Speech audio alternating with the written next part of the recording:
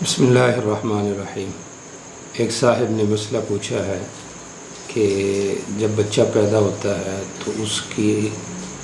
کان میں جو اذان ہے یا اقامت ہے، اس کے حوالے سے شریعت کیا رہنمائی کرتی ہے؟ تو اس کا جواب عرض کرتے ہیں کہ نبی علیہ الصلوۃ والسلام کی سنت سے قولاً اور فعلاً بچے کے دائیں کان میں اذان اور بائیں کان میں اقامت کہنا یہ ثابت ہے، ترمذی وغیرہ کی روایات میں صاف موجود ہے، اور باقاعدہ اس کی فضیلت بھی بیان کی گئی ہے کہ اس سے الصبیان ایک بیماری ہے سوکڑے کی، اس سے بچہ جو ہے وہ محفوظ ہو جاتا ہے۔ اور ویسے بھی تفاعلاً ایک اچھا عمل ہے کہ سب سے پہلے جو چیز بچے کے کان میں آواز کے لحاظ سے جائے تو وہ اذان ہو، اللہ کا نام ہو، نبی علیہ السلام کی محبت کا تذکرہ ہو، تو اس لحاظ سے بھی یہ ایک اچھا عمل ہے۔ تو بچے کی پیدائش جہاں پہ بھی ہو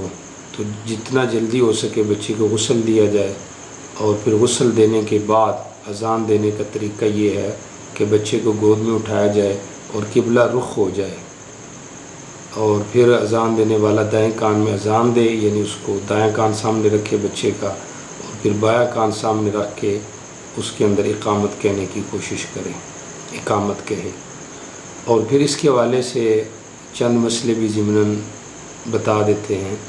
کہ قبلہ رخ ہونا یہ مستحب عمل ہے، ایسے ہی دائیں کان میں اذان بائیں کان میں اقامت کہی جائے، لیکن اگر کبھی اس کا الٹ ہو جائے نہ یاد رہنے کی وجہ سے، تب بھی بہرحال اذان اقامت کا جو عمل ہے یہ درست ہو جائے گا، دہرانے کی